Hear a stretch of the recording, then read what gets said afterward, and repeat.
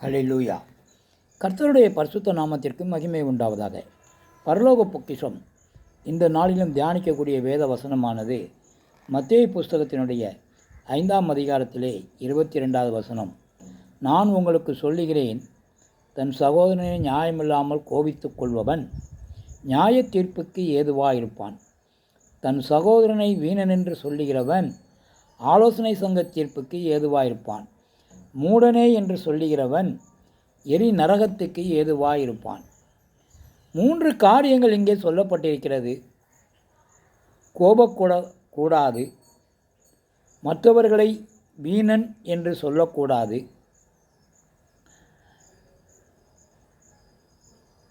மூடனே என்று உதாசீனப்படுத்தக்கூடாது.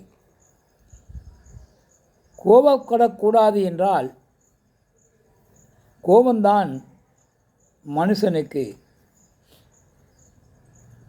உக்கிரத்தை உண்டாக்குகிறது. உக்கிரம் எரிச்சலை உண்டாக்குகிறது. எரிச்சல் அவனை கொலைபாதகனாக மாற்றுகிறது. சாத்தானைத்தான் நாம் மனுஷ கொலைபாதகன் என்று சொல்லுவோம். ஆனால் வேதம் நமக்கு சொல்கிறது, மனுஷரை பகைக்கிறவன் எவனுமே கொலைபாதகன்தான். நாம் என்ன சொல்கிறோம் என்பதை விட நாம் எப்படிப்பட்டவர்களாக இருக்கிறோம் என்பதில்தான் தேவன் கரிசனை உள்ளவர்களாக இருக்கிறார். அவருடைய மலைப்பிரசங்கத்திலே கொலை செய்யாதிருப்பாயாக என்று அவர் சொன்னதன் நோக்கமே கோபித்து கொள்ளுகிறவனை குறித்து தான் அவர் இவ்வாறு சொல்கிறார். கோபந்தான் கொலைக்கு காரணமாகிறது. ஆகவே அவன் நியாய தீர்ப்புக்கு ஏதுவாகி விடுவான். ஆகவே நாம் எந்த ஒரு சகோதரனிடத்தில் கோபம் கொள்ளக்கூடாது என்பதிலே உறுதியாக இருக்க வேண்டும். அடுத்து வீணன் என்று சொல்லக்கூடாது என்று நமக்கு சொல்லுகிறது. வீணன் என்றால் அற்பன் என்றும் சொல்லலாம், அல்லது அறிவற்றவன் என்றும் சொல்லலாம்.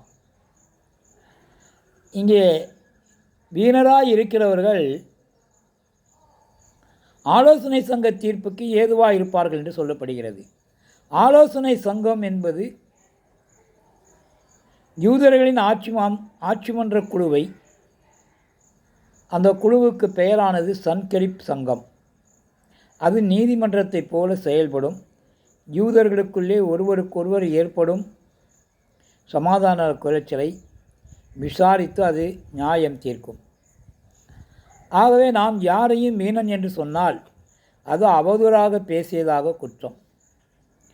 ஆகவே பிறனை அவமதித்த ஒருவன் நீதிமன்றத்துக்கு கொண்டு செல்லப்படுவது போல நாம் மற்றவர்களை அற்பன் என்றோ அறிவற்றவன் என்றோ உதாசீனப்படுத்தக்கூடாது. அப்படி பண்ணினால் அது ஆலோசனை சங்க தீர்ப்புக்கு ஏதுவாக இருக்கும். 3வது, மூடனே என்பது மற்றவர்களை பார்த்து நாம் சொல்வது கோபத்தை விடவும் மோசமானது. வீணன் என்று சொல்வதை விட பயங்கரமானது. அதாவது முட்டாளே என்று சொல்வதுதான் மூடனை குறிக்கும். அதாவது அவனை அடியோடு வெறுத்து அவமதிப்பதை இது சொல்கிறது. ஆகவே இதை செய்கிறவன் எரிநரகத்துக்கு செல்ல வேண்டிய சூழ்நிலை நேரிடும் என்பதை வேதம் நமக்கு சொல்கிறது. ஆகவே இன்றைக்கு நாம் எந்த விதத்திலும் மற்றவர்களை அறிவற்றவர்களாகவும் கருதக்கூடாது, முட்டாளாகவும் சொல்லக்கூடாது என்பதை தேவன் திட்டமாக சொல்கிறார். ஆகவே இவற்றுக்கெல்லாம் அடிப்படை கோபமாக இருக்கிறதுனாலே நாம் கோபம் கொள்ளக்கூடாது. நம்முடைய கோபம் பாவத்தின் மேல் கோபம் கொள்ளலாம், ஆனால் பாவியின் மேல் கோபம் கொள்ளவே கூடாது. அப்படியே கோபம் கொண்டாலும் பாவம் செய்யாதிருங்கள். கோபம் கொண்டால் என்றால் அந்த கோபத்தை உடனே மறந்துவிட வேண்டும். மறுநாள் காலையிலும் அந்த கோபத்தை நாம் நினைத்து கொண்டிருந்தால் அது பாவமாகிவிடும்.